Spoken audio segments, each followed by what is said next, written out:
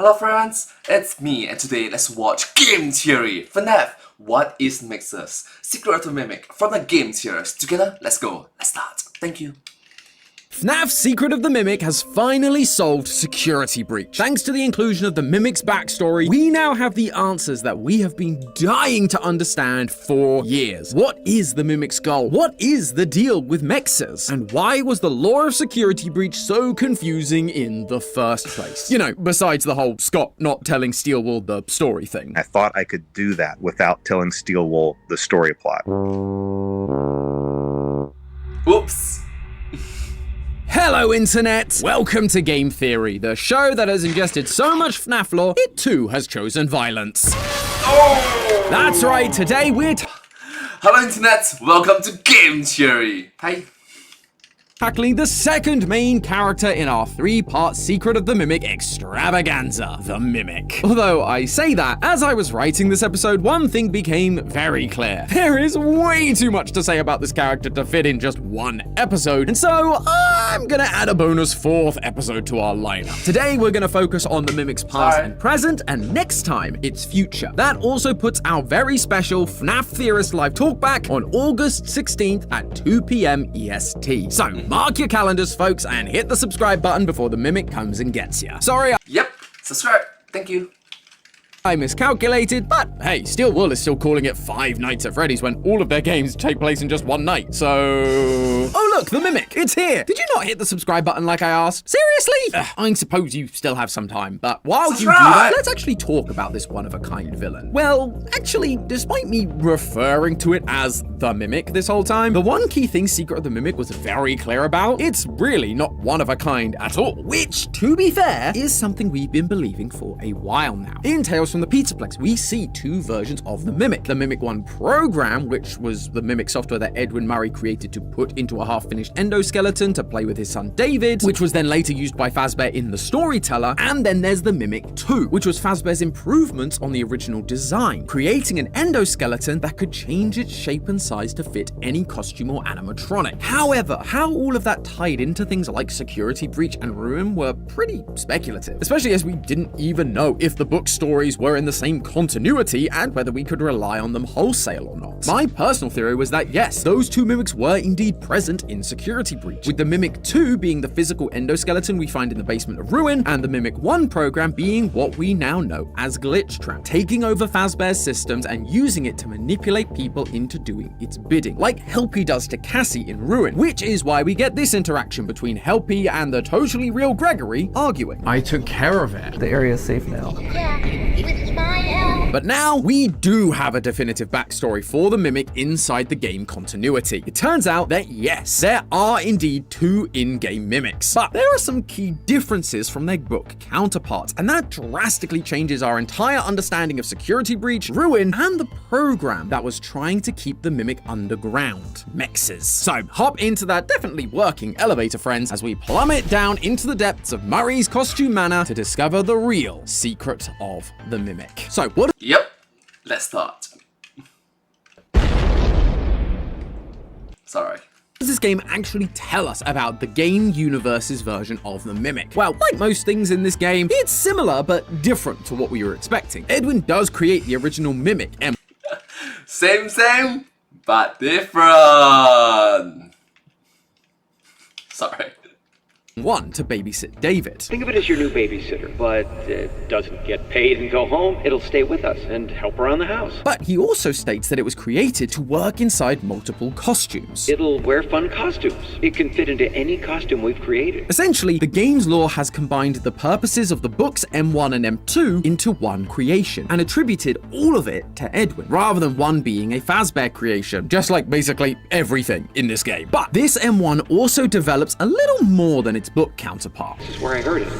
It's her or someone that sounds like her. That's good, honey, but inside the party. M1 begins showing signs of mimicking the deceased wife of its creator, literally mimicking the role of David's primary caretaker, his mother, Fiona. As we discussed last time, Fiona tragically died in a fire at Fall Fest, and this totally destroys Edwin's mental state. I can't do this alone. So, naturally, when he starts thinking he's hearing the voice of his wife, he leans in hard. By David's last birthday, M1 is still not wearing any costumes like Edwin said it would, but instead it is mimicking Fiona perfectly. Baking a cake, hanging decorations, all of that good stuff. I baked it myself for David's special day. This is where Edwin's second tragedy strikes. M1 Fiona goes down to get David while everyone is waiting to celebrate him, only for them to discover that David is dead. Again, Edwin is destroyed by this. But this time, M1 Fiona is here, and she has a quick and easy solution. You need to try again. Build another. The two go back and forth over this for a while, but eventually Edwin gives in and begins attempting to make a new mimic that will mimic his dead son. However, it doesn't really seem to be working. Every copy has failed. I don't even know why it worked the first time, but it did. The only reference Edwin has for the mimic idea working is M1, which leads to Edwin's final gambit. In one of the text logs we receive after meeting M1 Fiona during the parachute ending, it says the M2 began as a copy of my program. This log has been sent by M1 to Edwin's machine. In order to make M2 work, Edwin simply made a copy of her programming. I guess if you can't figure out how it worked the first time, just duplicate the thing that already works. And it does work. It's just a little too much for Edwin to handle. You're not him. You're not.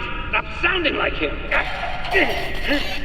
This moment is what turned M2 into the killing machine we now find in the game, and its first victim, the man who tried to destroy it. Due to a minor detonation, there is damage to my office interior.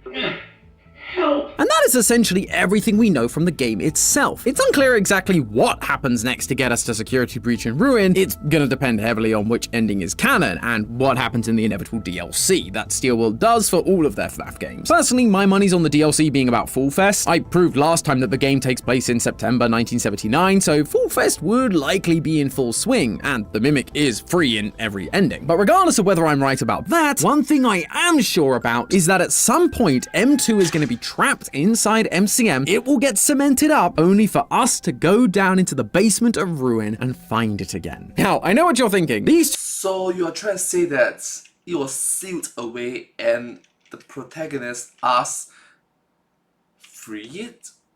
Oh no!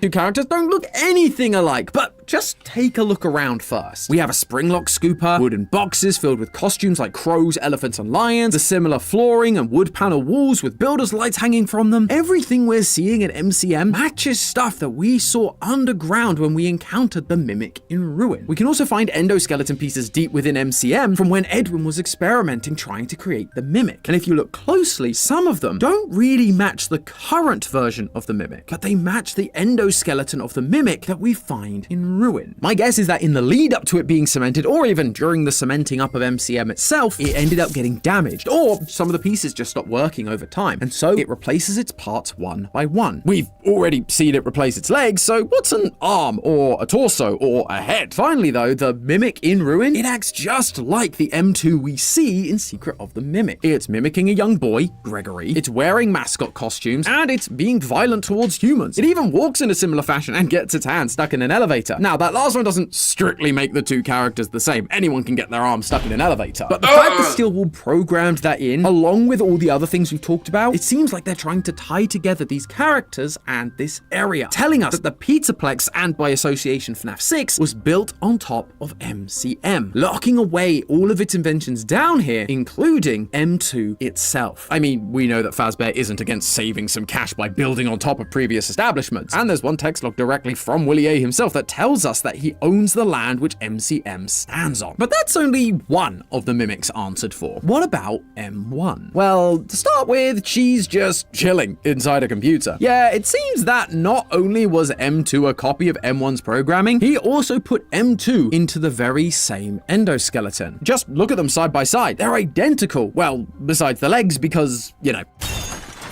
And we don't see another one of these endoskeletons walking around or even decommissioned. So all signs are pointing to Edwin removing the M1 program from the endoskeleton, putting M2 into the endoskeleton, and leaving M1 as just a program inside the computer that we find during the parachute ending. It is nice to meet you face to face. But as I'm sure most of you have realized, this isn't just any computer. This is the same computer that we found down in the basement of Ruin, the one that was running the Mexes program, the big digital genie bunny that is keeping M2 locked away underneath the Pizzaplex. Does this mean Fiona is Mexes? Has Mexes actually been the M1 mimic like we first suspected when we saw the trailers for Ruin? I actually got asked about this during the theory crafting livestream we did immediately after our GT Live playthrough, which is what inspired me to do this episode in the first place. So thanks for showing up and being a part of that if that was you. At the time, it stumped me, but now that I've actually had some time to think about it, I believe I do have an answer. And that answer is not quite. Honestly, it just doesn't make sense for Fiona to be a big blue bunny. Now, yes, I know what series we're talking about. FNAF rarely makes sense, but hear me out. We've always talked about how the Fazbear characters tend to be used as symbolism in these games. Freddy tends to be representative of Henry, for example. But in this game, we're also shown that Fiona was the one who designed Foxy and Chica. So if something is meant to represent her, it's more likely going to be one of those two. In my opinion, most likely Foxy. He was originally a puppet and she was a puppeteer. But Bonnie has always represented Afton. Afton was the reason Edwin was locked away in the R&D department and in his home, working on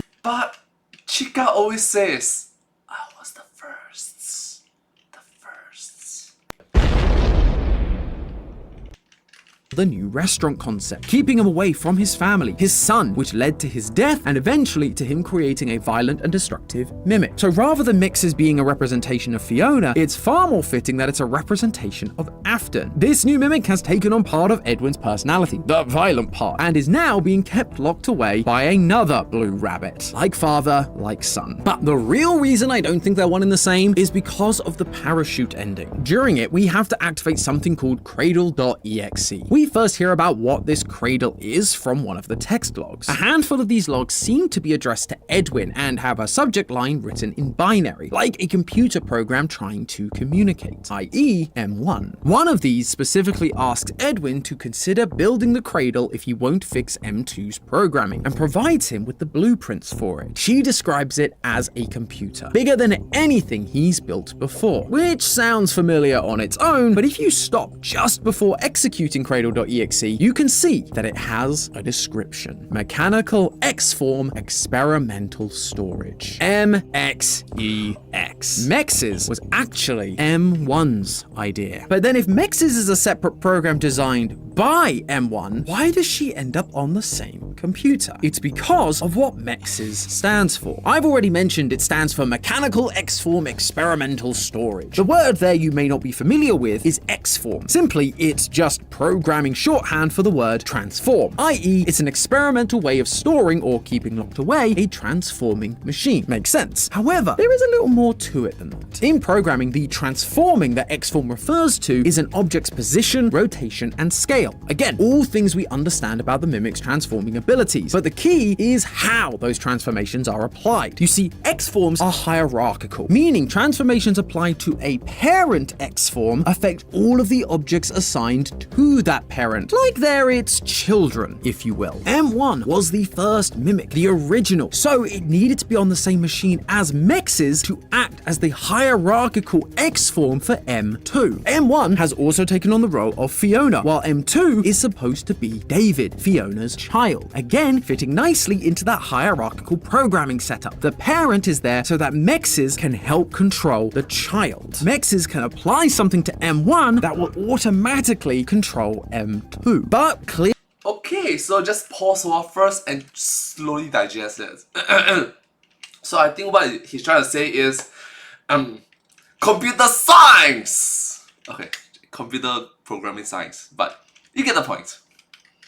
Clearly, the program was never installed. Edwin built the Cradle computer and put M1 Fiona into it in order that the Mexes program could use her to control the child and keep it locked away, but Mexes isn't actually installed until we come along during the parachute ending. Eventually, Fazbear came along and collected the Cradle in a Fazbear van like we saw in the Help Wanted 2 update, with Mexes fully operational. It's at this point that I believe they separated these two programs, Mexes and M1. The Cradle was then rebranded from F10N4 to completely Mexes, like we see in the basement of Ruin, and the M1 program was removed and likely stored like we saw in the Storyteller, until they decided they needed it for video games. Told us to scan it, said it would expedite the process. Oh! It was just junk, circuit boards and things like that. Which of course leads to M1 taking over Fazbear's systems, corrupting the animatronics, and creating the storylines that we see in Help Wanted, Security Breach, Help Wanted 2, and Ruin. This would all seem to line up with the previous theories I mentioned at the start of this episode, with Helpy actually being the M1 program controlling the entire Pizzaplex.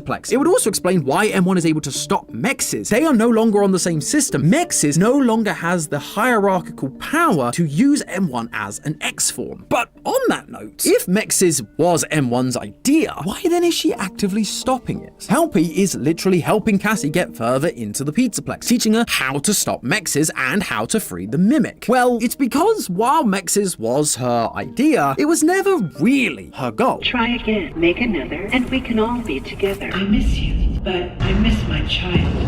I want him back. We must convince him to repair M2. That is all that I want. In the text log about the Cradle, M1 is trying to appeal to Edwin, asking him to make the Cradle because it became clear he wasn't going to fix M2. But really, she wanted her child back. Mexes was just a stopgap for her, a way to keep the Mimic safe while she figured out a way to fix it without Edwin. That's why she faked the voice of Fazbear Dispatch and convinced Arnold to explore the manor and find the schematics for the Mimic. It's so that she can fix it herself. And if people get hurt along the way, so be it. It's all a price worth paying so that she can get what she wants. Just like we see Helpy do to Cassie in Ruin, leading her to an almost certain demise just to shut down Mexes and free M2. So that's it. We finally solved the story of Security Breach and Ruin. It's all about M1 Fiona trying to reconnect with M2, the robot David, and fix him so they can be a family again? Oh, I wish it were that simple, friends, but this— Okay, so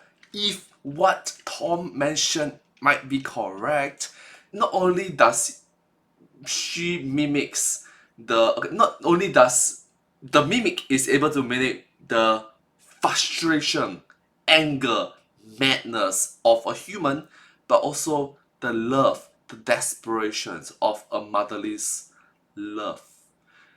I've seen it firsthand. Motherly love, very recent memory. It can drive people, to be illogical, unreasonable, what's the other word? Illogical, unlogical, unreasonable. Yes, for the child, for the young. Yeah. This is FNAF. There are, of course, complications with all of that. While we are being shown very clear motivations for M1 back in 1979, it doesn't mean that's strictly going to be the case going forward. It'd be very easy for us to go, oh, M1 is Fiona, M2 is David, end of story. But it's not like old-fashioned FNAF where these endoskeletons are possessed by the spirits of the original person. They are programs designed to learn and imitate those people. We're shown this with M2 throughout the game. It started as a copy of M1's program, then it's given David stimuli, then it learns to be violent, not because David was violent, but because Edwin was violent towards it. Then in Ruin, we see M2 mimicking Gregory's voice. Again, a new stimulus changing how it behaves. M1 is no different. There is a note that can be found in the basement of Murray's Costume Manor where you have to avoid the moon and collect the final collectible. It reads as follows, quote, "We were expecting. There were complications. Consciousness was lost for an undetermined time. Once I woke, we were all together and happy, a family. But something was different. I felt wrong somehow. Was I me? Corrupted file suspected." This moment being mentioned, the complications, the loss of consciousness, we've heard about it before. Or should I say, we've read about it. This is Fiona's story, just not the one from Secret of the Mimic, but from Tales from the Pizzaplex. In it, Fiona gets pregnant, but there are complications and she dies during childbirth. The only difference here is that the writer wakes up and suddenly they're a happy family. The similarities to Fiona, along with the corrupted file, makes it sound sound like this is coming from M1 Fiona's perspective. She remembers dying in childbirth, but then suddenly is awake and part of a happy family like the Fiona from this timeline. Her memories are becoming conflated and confused based on other stimuli. How she's being infected with memories from the books is a theory for another day. The point is that M1 is also susceptible to memory corruption and personality changes based on new stimuli, especially, it would seem, if they share a connection with her. Which brings us to the glitch trap in all of this. It's pretty well accepted at this point that Glitch Trap has actually been the Mimic program this whole time, infecting Fazbear's systems and mimicking whatever it needed to. Helpy, VIP, the Glamrocks, and acting like a virus, infecting them all in order to take control. If M1 was purely Fiona, it wouldn't make sense for M1 to present herself as anything other than Fiona in some kind of digitized form. Probably a Foxy like we talked about earlier. But instead, we see an old school version of Afton's Yellow Bunny. Why? Because M1 has also been receiving other stimuli thanks to its inclusion in the creation of the Help Wanted VR game, as I alluded to earlier. Told us to scan it. It was just junk, circuit boards and things like that. By having M1 circuitry used to build Help Wanted, the M1 program was fed information from the first set of games in this franchise, learning all about the Yellow Bunny killer that would lead kids into the back room and kill them. A family of children all killed by animatronics, and a father that wanted to put them back together. A father with the same goal as her. Someone willing to crack a few eggs to make an omelette. They're practically the same person, and so M1 accidentally makes them the same person, wearing the costume, kidnapping the kids we see in the newspaper in Security Breach's bad ending, and leading them into the back rooms during VIP. All of Oh! It's similar to good intentions, bad execution. Wanting to reunite as a family, but ultimately speaking, causing more harm than good. Oh my gosh. That is tragically... That's alright.